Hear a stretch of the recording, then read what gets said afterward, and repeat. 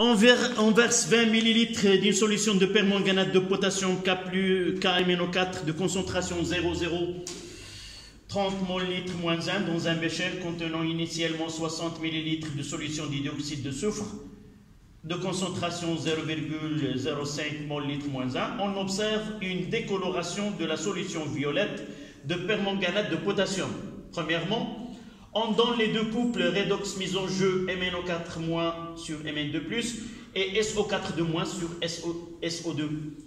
Écrire l'équation bilan globale. Et alors, un d'entre vous me donne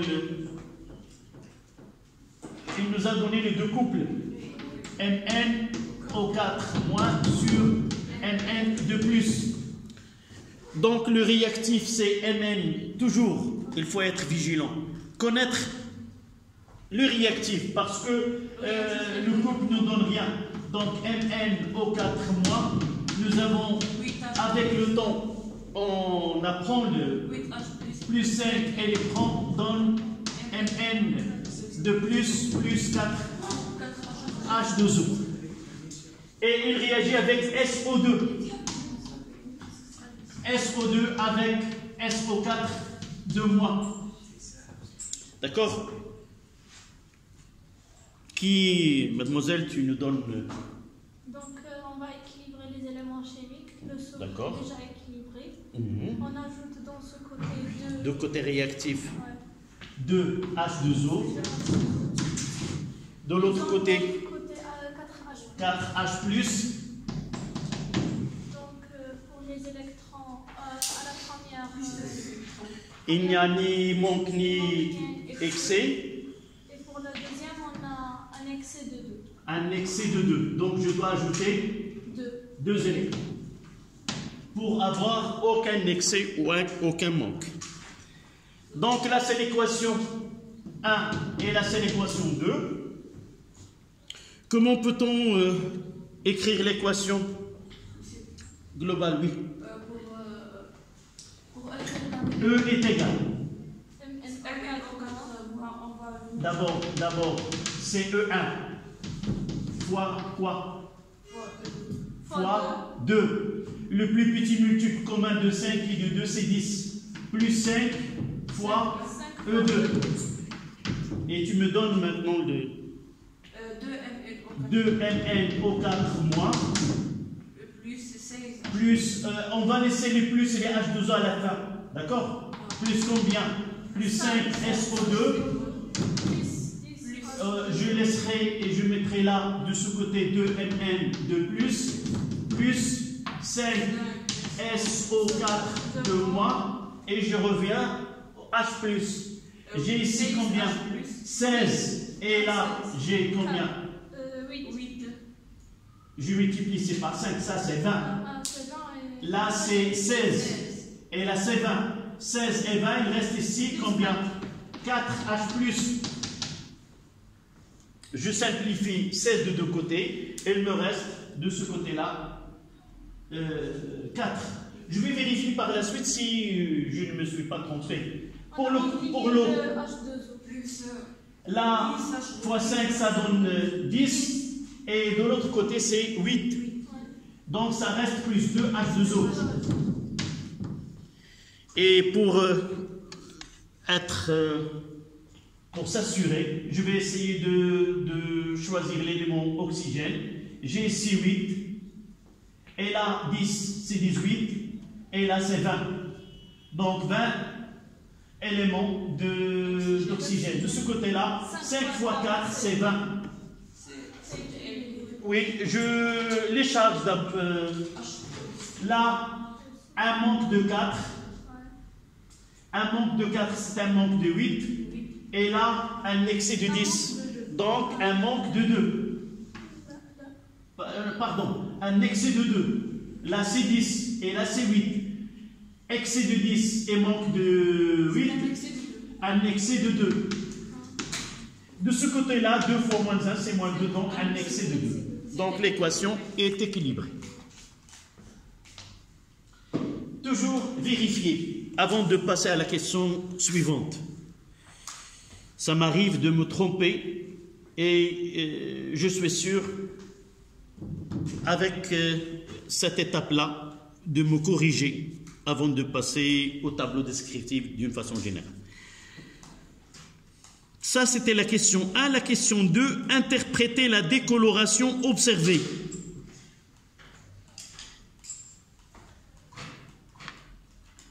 Pourquoi il se produit une décoloration? C'est que les ions MnO4- qui sont connus par sa coloration violette réagissent et donnent Mn2+, qui est incolore. Donc, une décoloration observée, ça veut dire que les ions MnO4- réagissent en totalité avec le SO2.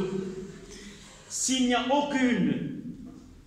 aucune coloration, ça veut dire qu'il ne reste pas des ions MnO4-. Donc, deuxième question.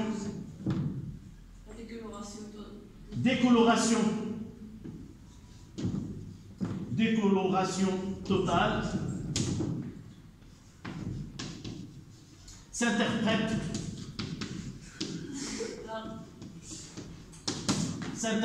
par réaction totale des ions. S'interprète par réaction totale. Par réaction, oui. Par réaction totale de MnO4-. Non, c'est lui l'intéressé. C'est lui qui donne la coloration. SO2, il est incolore. Il ne donne aucune coloration à la solution.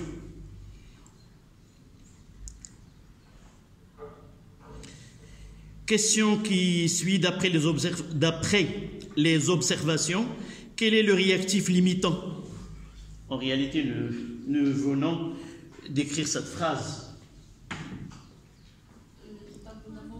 Non, avant. Ils nous ont dit, d'après les observations, quel est le réactif limitant? Démontrez-le par le calcul.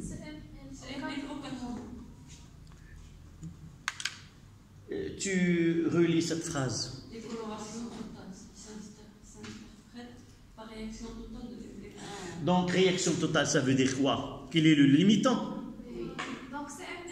Donc, là, d'après les observations, la décoloration ne donne que MnO4- est le limitant. Donc, c'est la question 3. Ils nous ont dit, d'après les observations.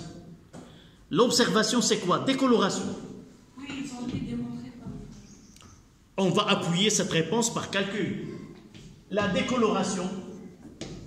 La décoloration totale.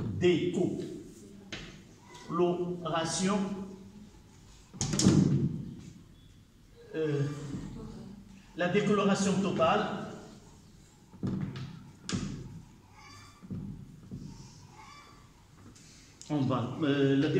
totale. Non, nous devons la décoloration totale implique que, on utilise un terme mathématique, implique que MnO4- est le réactif limitant. Voilà la phrase, enfin. Limitant.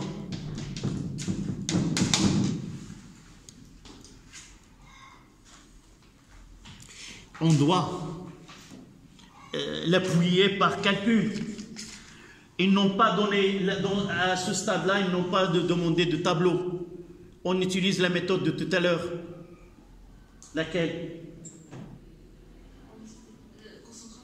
On va calculer N, la quantité de matière de MnO4- sur quoi?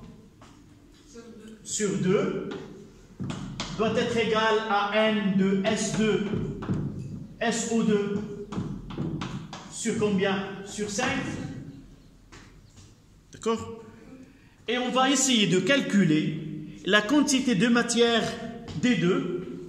Donc la N de MnO4- c'est combien? Il vient d'une solution. C'est la concentration fois V. C'est combien? C'est 0,03 multiplié par le volume, c'est 20. 20 fois 10 moins 3. Et ça donne 6 fois 10 moins 4 mol. D'accord? Et on calcule la quantité de matière de SO2. CO6, c'est fois V. 0,05 fois 20. Aussi 20 millilitres, les deux. Non, 60. Contenant 60 millilitres d'une solution. 60. Fois 10 moins 3. 3 fois 10 à la puissance 3 fois 10 à la puissance moins 3 mol.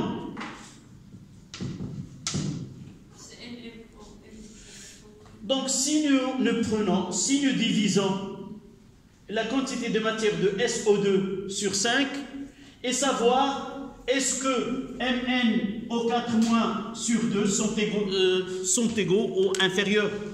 Donc combien on nécessite de quantité de matière N? Là, je fais N de SO2 sur 5 est égal à combien? C'est 3 sur 5 fois 10 moins 3. Et N de Mn au 4- sur 2, ça donne combien? 6 sur 2 fois 10 à la puissance moins 3. La première, ça sera 3 fois 10 à la puissance moins 4. La première, La deuxième, c'est 3 fois 10 moins 4 mol. Donc, là, on peut trancher dans la réponse. Là, on peut trancher. Combien il nécessite? Monsieur, 10 à la puissance moins 3. 10 à la puissance, la 3. Et là, la NSO2 sur 5, c'est combien? 3 sur 5, combien? C'est 6 fois 10 à la puissance moins 4. C'est 6 fois 10 moins 3 mol. Là, c'est 3, 10 moins 3. Moins 4. Non. Non, qu'est-ce que... Là. Monsieur, on doit multiplier par 10 à la puissance moins 4. Et pour avoir 3,10 à la puissance 4. Non, on revient ici au calcul. C'est 0,03 fois 20 fois 10 à la puissance moins 3, c'est combien? 6 fois 10 à la puissance moins 4. 10 moins 4, voilà. Et ça donne 3, 10 moins 4. Donc, et là, là c'est combien? 3 sur, c'est 6 fois 10 moins 4. D'accord? Ça y est? C'est juste là, maintenant. Donc, pour que la réaction soit selon les coefficients stéchiométriques, si les deux, si j'utilise là la quantité de matière 6 fois 10 moins 4 comme quantité de matière, là il nécessite combien? Combien il nécessite? C'est 3, 10 moins 4. Mais combien j'ai comme quantité de matière de S de Mn au 4-?